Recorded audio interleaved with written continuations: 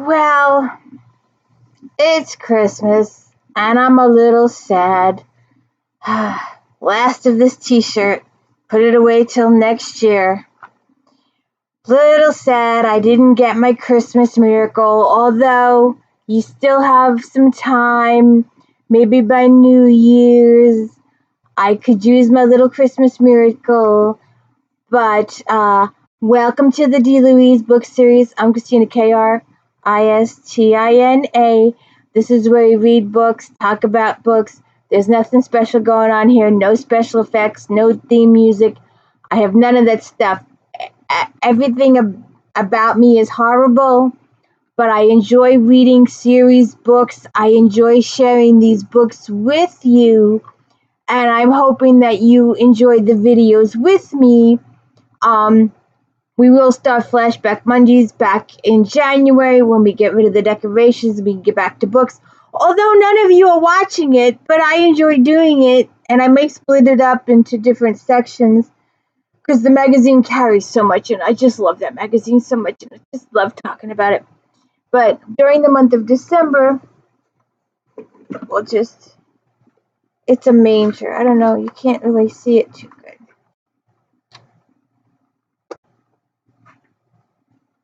There's the manger.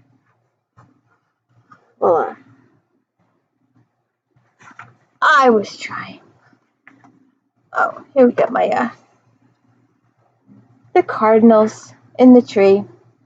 But as I've explained previously, December is a really hard time for me. All of my relatives are deceased, and I just lost my comfort cat, and so I've got some stuff going on. And I go to my comfort books, and my comfort books are Janet Ivanovich, Stephanie Plum, and J.D. ROBB, Eve Dallas series. Those are my two comfort series. I read them both twice a year. J.D. ROBB, Eve Dallas, I've been trying to stretch it all year to share with you. We are getting towards the end here. Getting ready for a new book at the end of January. Can't wait. That's going to be awesome. So we are talking about my good friend,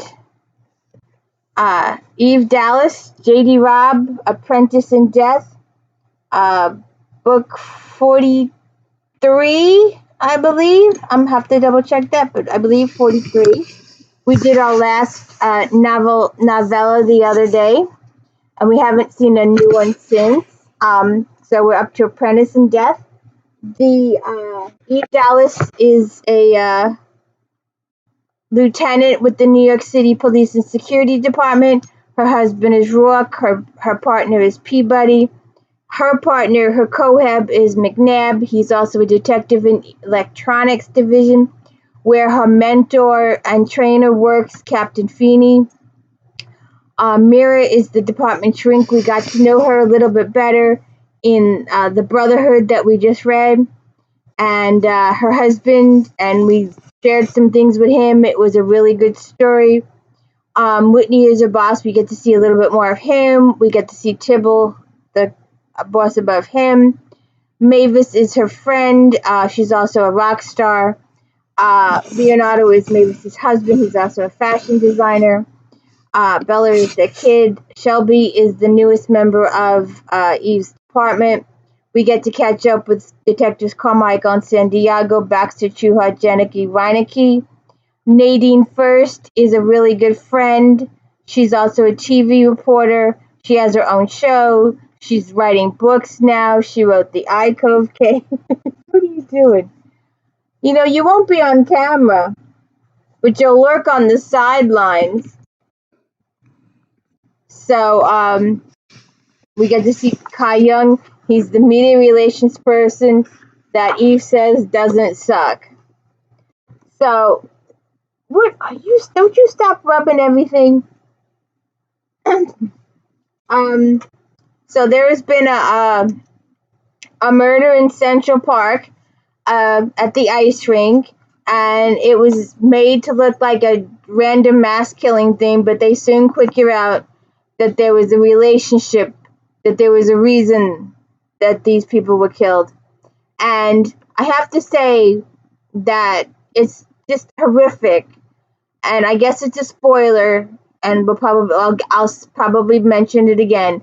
But it's when hatred is taught, and we've seen it in a couple of previous books where Whitney was the main target, and a father had taught his son and told his son lies, and his son totally, absolutely believed that the mother's death was, even though it took place states away, years later, totally believed that Whitney was responsible for his mother's death and was involved in not Whitney, but the captain.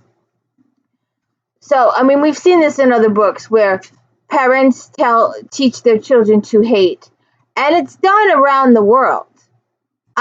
You can't tell me that the society that if you are born into a family or even a town or a situation where they are taught by their parents and grandparents to hate and dislike a certain person just because it's done. It still exists today, because if it didn't, there wouldn't be racism and bias and bigotry and all this other stuff that goes on today.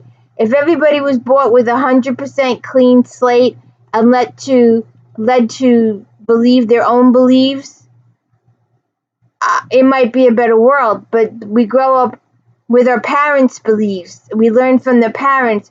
We learn from our schools. We learn from our teachers. We learn from our environment.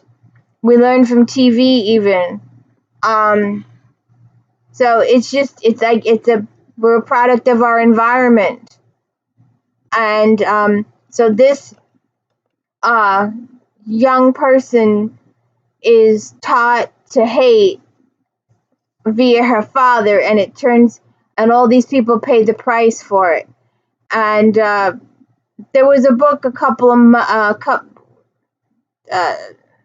I forget how many books ago, Born in Death or something like that, where the little kid was responsible for murdering all these people cold blood because she wanted to be number one in her father's life. It just so anyways, let's get back to this. So we have a mass shooting. We have 3 dead in an ice rink. A poor 19-year-old girl that was trying for an ice skating career, and I should, but I won't. But I did a little bit of ice skating in my childhood. I had no grace. I had no talent. I could do some of this stuff. I could do I was too fat to jump, so that was my biggest problem. But I could do the spins good. But that's about it. That was mostly my talent. I did win a first place prize for participation, and that's it. Just participation. I didn't outbeat anybody else because I was the only person in my class. Age. I think it was the age bracket. So I like to share because I can't talk about these books without sharing these books with you. I like to read these books. I like to share the books with you. There's a little moment in here, and I will share the lighter moments because I like the lighter moments. When all this tragedy is going on, you need a little levity. So she's talking with Peabody, and they're going to invite this Lowenbaum. He's an expert in this type of situation. And Peabody says, Lowenbaum, he's so cute. At Eve's steely stare, Peabody hunched her shoulders. I'm with McNabb through and through, but I can see cuteness through my eyes and my cute-o-meter. You have to admit he ranks high on the cute-o-meter. Cute's for kids and puppies. If you're into kids and puppies, I'll give you he's frosty enough.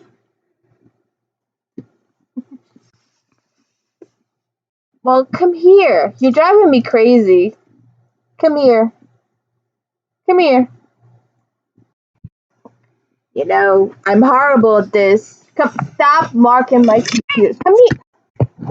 If you get a picture like this, it's because she's rubbing her face all over my computer. So then, she tells Lowenbaum to meet her at the house, and you just gotta, you gotta love it. She's going through the gates. Eve toyed with reasons as she turned through the gates and started down the winding drive toward home. Lowenbaum remark broke through her theorizing. Dallas Palace? Seriously? Is that how some of the cops saw it?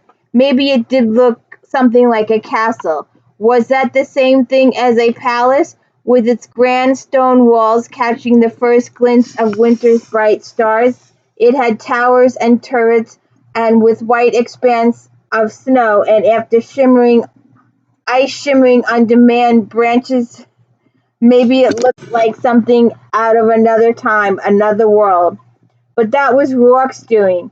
He built it, his personal fortress in the heart of the city, and maybe it had impressed and intimidated the crap out of her at first, and for a while now, but now it was home, where fires would be burning, where the man she loved would look at her in that way that showed her in an instant she mattered, where a cat could rub against her legs in greeting, where she thought as she parked at the front, Somerset would loom in the foyer like a ghoul.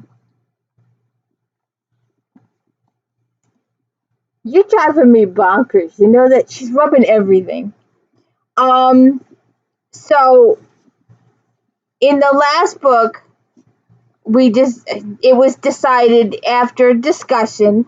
She first jumped to conclusions and had a hissy fit and a half, but she settled down and Rourke and her had a discussion.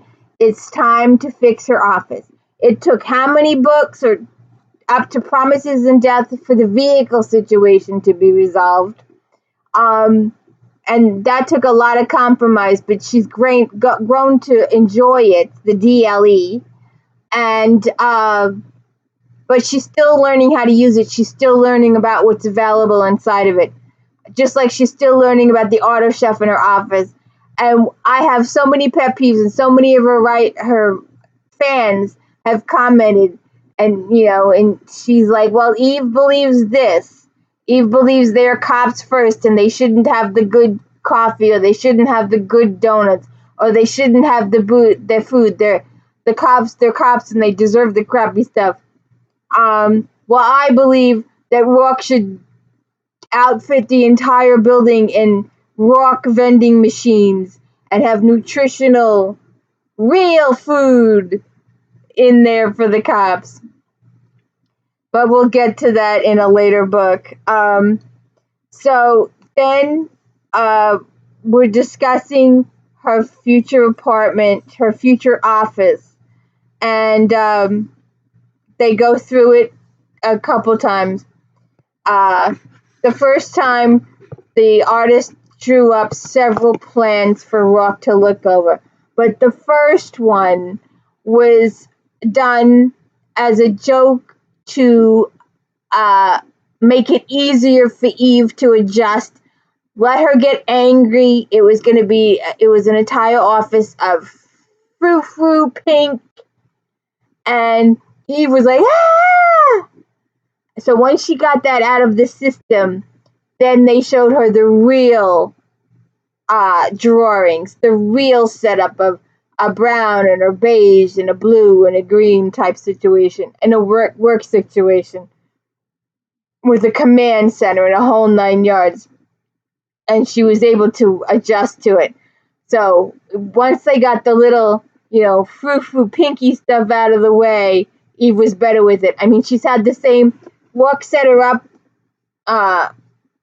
40 books ago. It's taken 40 books for her to get a new office at home. How many books do you think it will take for Eve to get a new office at Cop Central? Oh, 100 maybe? 200 maybe, if we all live that long? You think? she has that closet, and I have my opinion on that closet too, because while she feels that she likes her visitor's chair to be uncomfortable for all those people, most of those people that drop in are her coworkers and friends, and she should have more consideration. Yeah, she gives it up for rank when they walk in, but what about the rest of her peeps? And she says she doesn't want a bigger office because it would invite people in. But sometimes she has to have a little, a thing going. So then she gets a conference room. Oh, okay. But I still think she deserves a bigger office, and her boss to think she deserves a bigger office. And we will get to Whitney. This is the first time. Promises and Death was so many books ago, and this is the first time Whitney's seeing the DLE. It's cool. So I like that little part, and so they go through it once, and then they go over it with Low and Bound comes to the house. The long distance serial killer is what they call it in here. And so then the next day, they talk about the too far.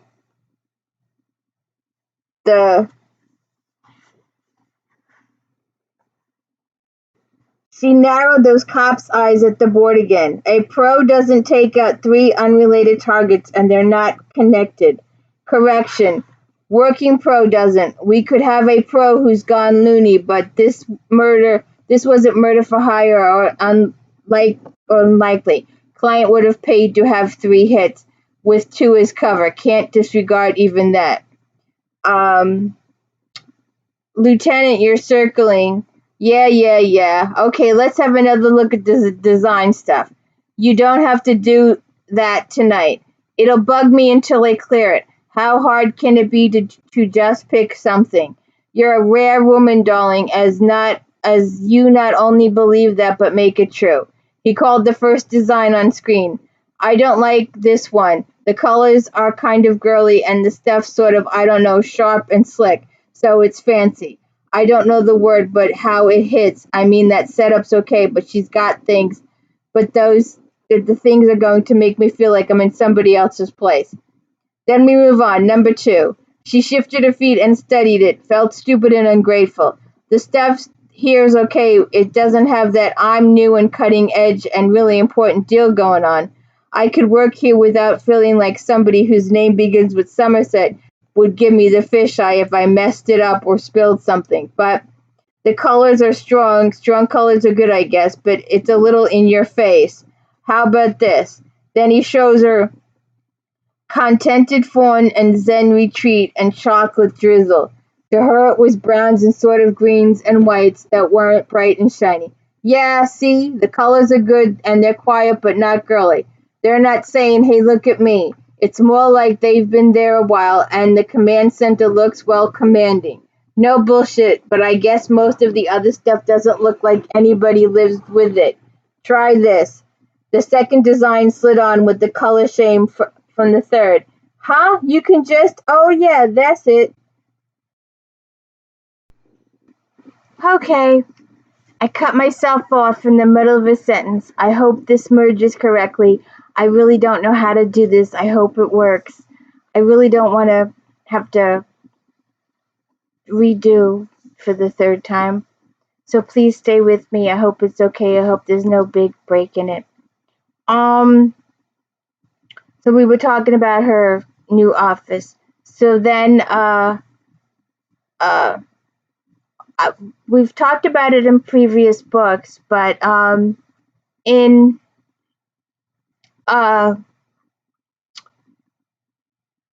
Concealed in Death, when Rourke was getting ready to build his school, they was doing demolition and they found the bodies in the wall and they had to call in this expert, De Winters.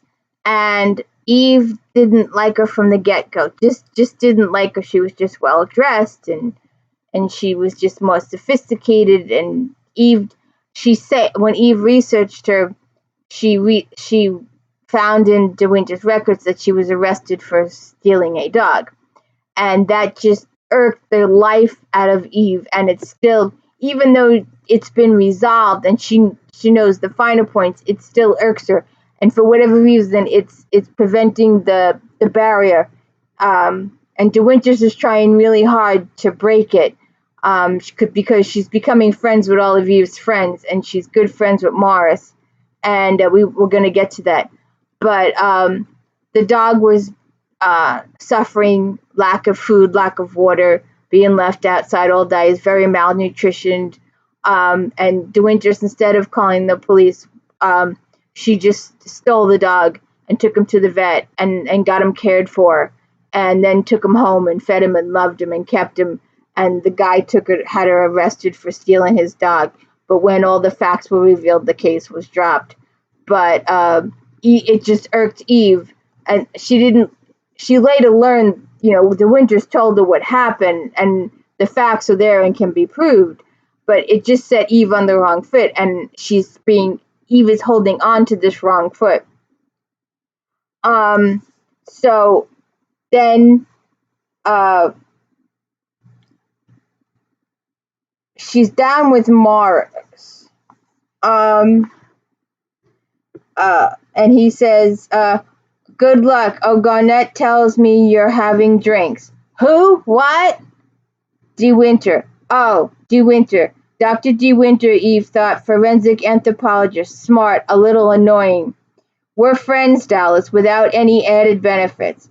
Uneasy, Eve struck her hands in her pockets. Not my business. You were there for me when I lost Amaryllis, and being there helped me through the darkest days of my life. So while it might not be your business, I understand it's your concern. We like each other's company, particularly without the tension of will there be sex.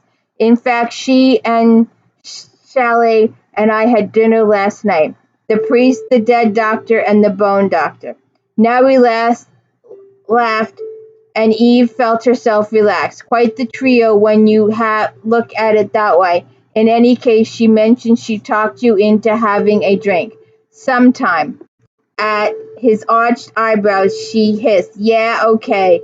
I owe her for cutting through a lot of red tape. Did she put you up to poking me on it? She only smiled. She'll see you at Bella's party. How'd she get into Mavis's kids deal?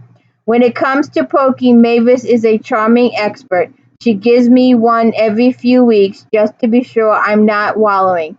The four of us went to the Blue Squirrel a couple of weeks ago. The Blue Squirrel is where Mavis got her first singing, and that's where her and Eve used to hang out, at the Blue Squirrel. It's an experience in any case. She and Leonardo invited Garnett and her daughter to the party. It promises to be quite the event. You say that like it's a good thing. I worry about you, Morris. Eve hates parties. She doesn't like social events. She was raised in the foster system, and she just doesn't like. She wasn't trained. She never went to a birthday party or Christmas party or Halloween, any kind of parties, no parties. She was never given a gift as a child. So she's been awkward. She's learning. She's getting better at it. I mean, Festive and Death, we had a huge, fantastic time with Tico and the gang. So she's getting better, and she's learning as she goes along, but she still has those awkward moments. And she relies on Peabody for a lot of her information on how to be social and what to do in occasions and stuff like that. So she starts working. She pulls in Reinecke and Jenkins to start canvassing to figure out where the shooter came from. She consults with Mira. Eve and Peabody go to the doctor's office and the victim's offices, the victim's family, friends, associates. Then they check the doctor's appointment. They're trying to figure out why he was killed, why this one was killed, why the three of them were killed. Then she walks into this hotel, and I like these moments where Eve is recognized. It's happening. There was one book, a couple of books ago, or maybe we haven't gotten to it yet, where she gets cornered in the elevator. No, yeah, we got to it. We did it. And we've always wanted that scene to go on more. We've always wanted Eve to go, look, pull out her badge. I'm the real deal. I'm not the actress, but she didn't do that. She just got off the elevator. And I've always wanted to go back and stretch that scene some more. I really did. So she walks into the lobby of this hotel. Good morning, such a dreary day, greeted by the concierge. Good morning, such a dreary day to be out and about. How can I help you? He had such a pleasant face all around and cheerful with a voice to match. Eve almost felt bad about pulling out her badge. He blinked at it. Oh my! Is there something wrong, officer? No, excuse me. I see it's Lieutenant. He repeated before she could speak. Of course! It's Lieutenant Dallas. I love the ICOV agenda book and vid. I hope I can help one of the most dedicated public servants in this city. And he ends up helping her a great deal with the case. And she finds the location. And then she gets Peabody out. She gets Lowenbaum out. And then she goes to talk to Whitney and Feeney about the case. And then, like I mentioned before,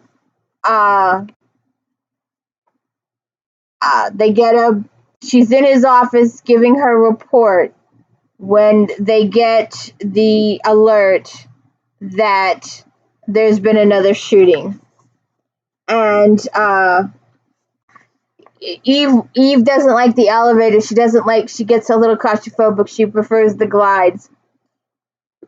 Escalators. And by the way, if I ever decide to do this, but I fell down the escalator many, many years ago. I was wearing 4 or 5 inch heels at the time. And I went down on my knees, and the bottom half of my knee, you can see the lines of the escalator steps had grooves in them, and my heels got caught in the grooves, and I went over. So I still have the scars from that.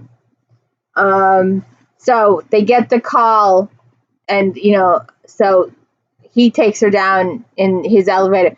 He has a swipe badge that allows him to override all the commands in the elevator and take it from the top floor to the bottom in one ride, so it doesn't open on each floor. And he goes in and he says to Eve, level 1. And that's the parking levels. And he says, after ordering it, he glanced at her. Your rank rate's higher. I like level 1. The way you like an office the size of a broom closet. I guess, yes, sir. Commander, it's going to be mayhem. He pulled a black scarf out of his pocket of the coat he yanked on as they rushed out of his office. I've dealt with mayhem. Eve decided to be discreet and said nothing. They shoved off the elevator into the echoing garage. One glance told Eve they'd beaten Peabody, and that gave Whitney time to survey her ride. What kind of vehicle is this, and why in hell don't you have better? It's my personal vehicle, and it's better than it looks. Quickly she opened the locks, glancing back as she heard the elevator clump. Take shotgun, sir. As he climbed in, she sent a warning stare toward Peabody. Take the back. The commander's riding with us. Eve slid behind the wheel. Speed key. We're going hot. As Eve turned on the engine, screamed into reverse, Peabody leaned forward and murmured to Whitney's ear, lock down your safety, sir. Trust me. Sirens blaring, Eve burst out of the garage, barely hesitating to make sure traffic had cleared, and zipped around. Knotted cars hit vertical to take the turn north. What is this thing? Whitney demanded. It's a DLE, Commander, Peabody told him, strapped in, gripping the seat with both hands. It's not even on the market yet. When it is, I want one. So it's a really bad scene. They go to the scene, and kids have been killed. The cop's been killed. That they have a couple of witnesses that come in, and the witness, Eve has them go to Yancey And Yancey does a fantastic. Yancey is department sketch artist. We've seen him before. One of these days he's going to get a girl because he's been dating off and on. And his sketches are so magnificent that the facial recognition program identifies the killers, and it identifies as father and daughter. And Lowenbaum kind of beats himself up a little bit because he realized that this person was the ideal person to have done this, but he couldn't, in his heart, he thought the person was good, although he knew the person was having drug and alcohol issues. And then when they discovered that it's the kid, it goes 6 ways to Sunday. So we're going to just go through this a little, and I hope this works later. But Eve also learns that she's the owner of an ice cream shop.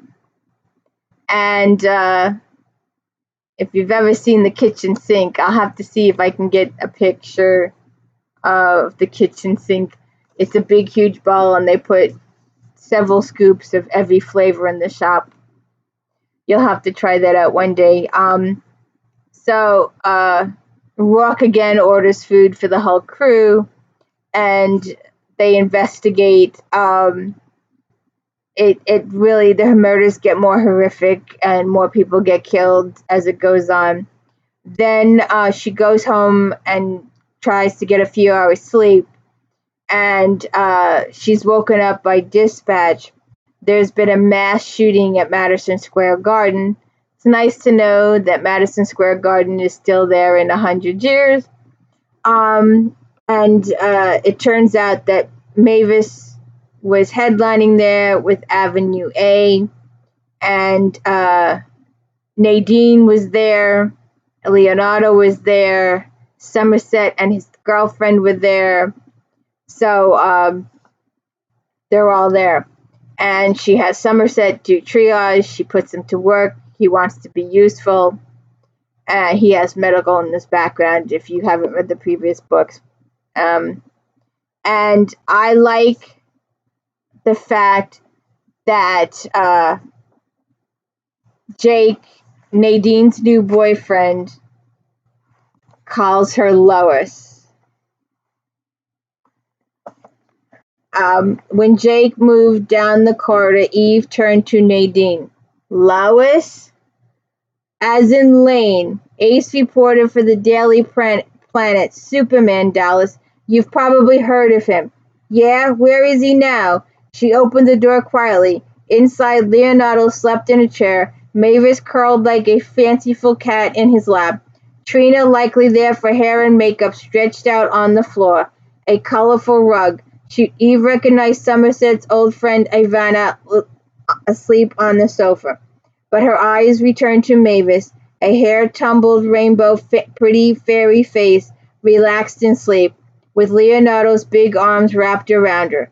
Because her eyes stung, her stomach jittered. Eve rested her head on the door jamb, just let herself breathe. In comfort, Nadine rubbed a hand on her neck. Whenever you're ready. With a nod, Eve straightened, shut the door to give them a few more minutes. Let's get this done. And then we get a chapter on Rourke's point of view and his emotional issues. But I have to share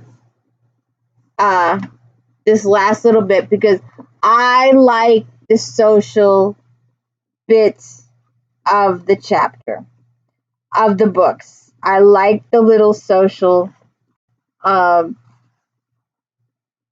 bits. And we've been talking about this event for a couple of books. And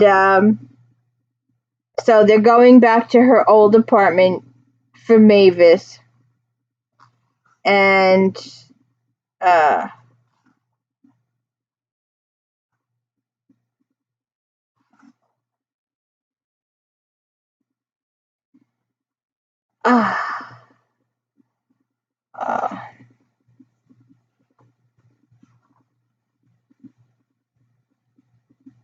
I'm trying to get you there.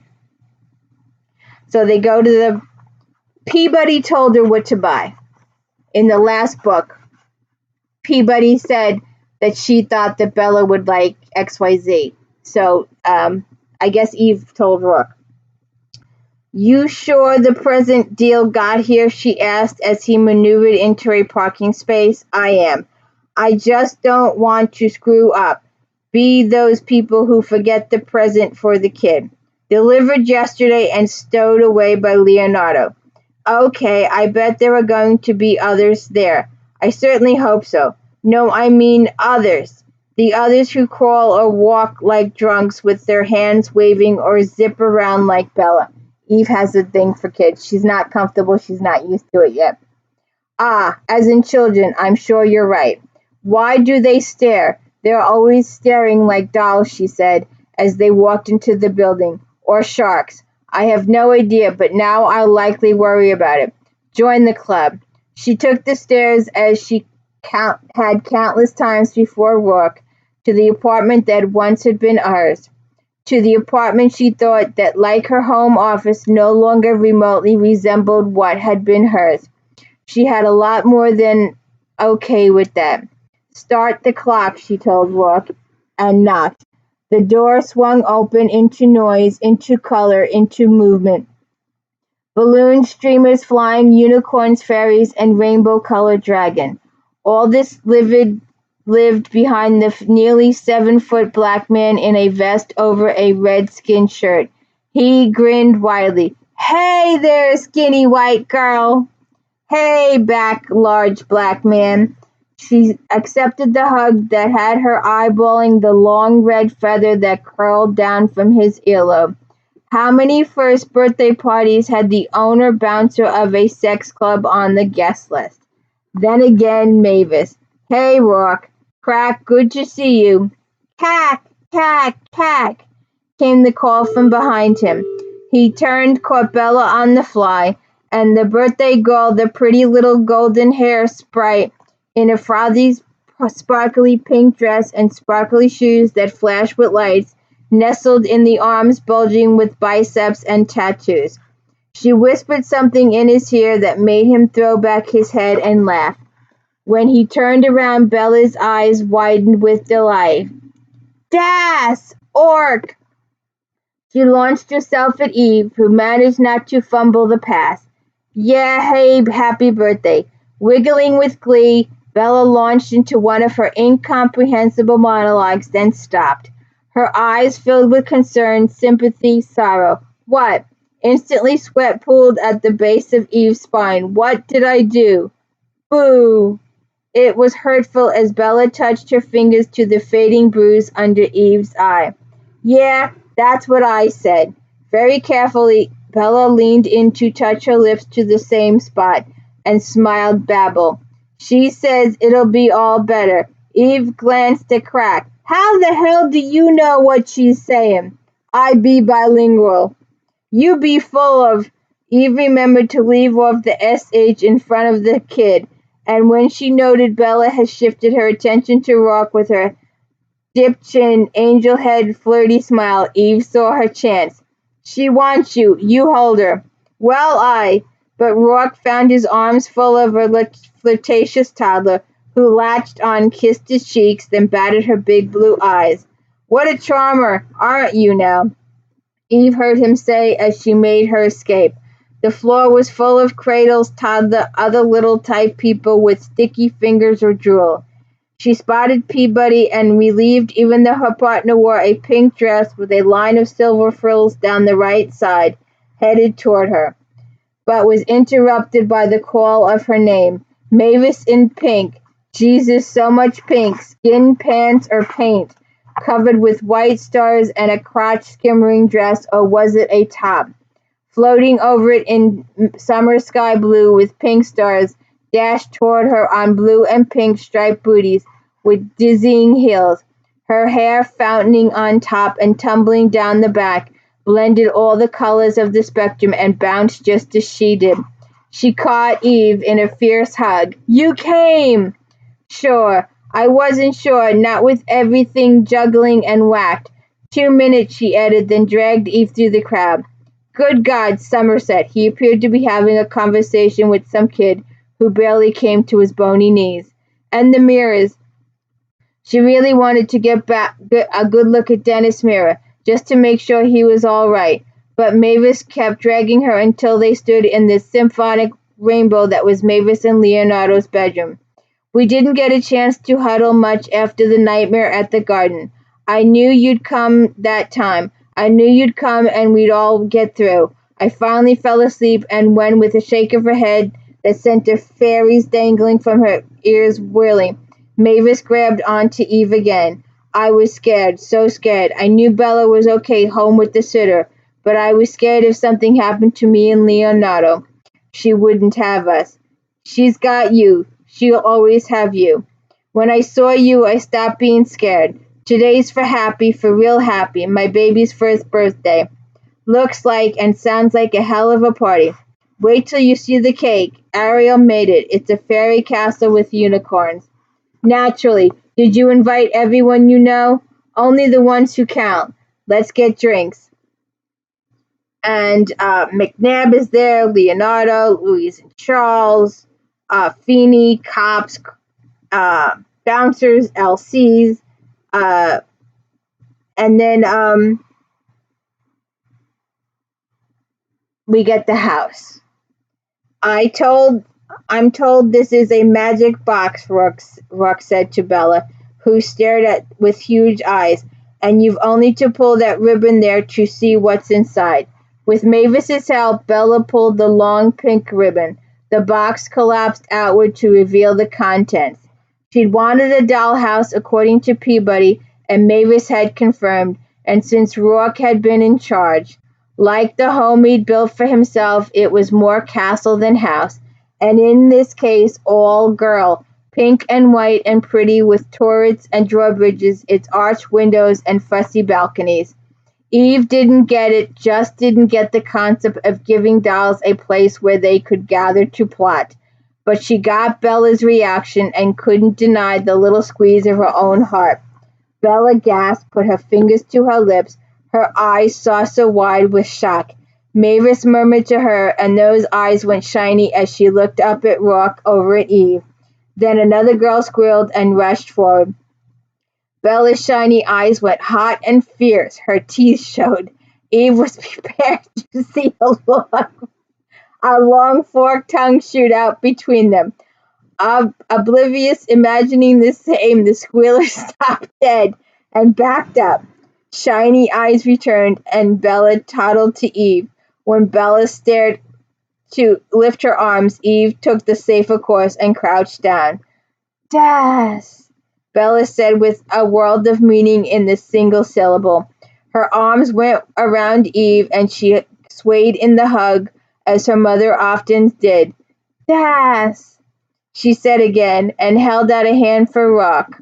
Och, das, ta, ta, ta. Whatever she said after was beyond Eve's scope, but the emotion was crystal, pure joy, deep gratitude. Glad you like it. Ove, ove, ove. Bella let out a long sigh, then sparkled as she danced in place. Whirling, she charged the dollhouse, applauded, poked it, pulled out a throne-like chair, and hooted with laughter. I'd say it's a hit. Then was struck when Bella looked over, smiled, and held a hand out to the squealer, an invitation to play. And I hope you will continue with me on the J.D. ROBB Eve Dallas journey to into the 60s with this book and possibly 70s. And I hope you will continue with me with my Janet Ivanovich series, Stephanie Plum, going through it with Lula, Connie, Vinny, Ranger, Manelli, Grandma Mazur. Let's get going. And let's make it a nice Christmas. And if you could please like and subscribe, I would be most appreciative, as most of you will be with your family and friends. And I will be here. So have a Merry Christmas. I can get one more use out of this shirt. And don't forget Susan Erickson. She's a joy to listen to. Some people don't like it, but when I read the books, I hear Susan Erickson, and sometimes I play the disc and do the book at the same time because I enjoy these books so much.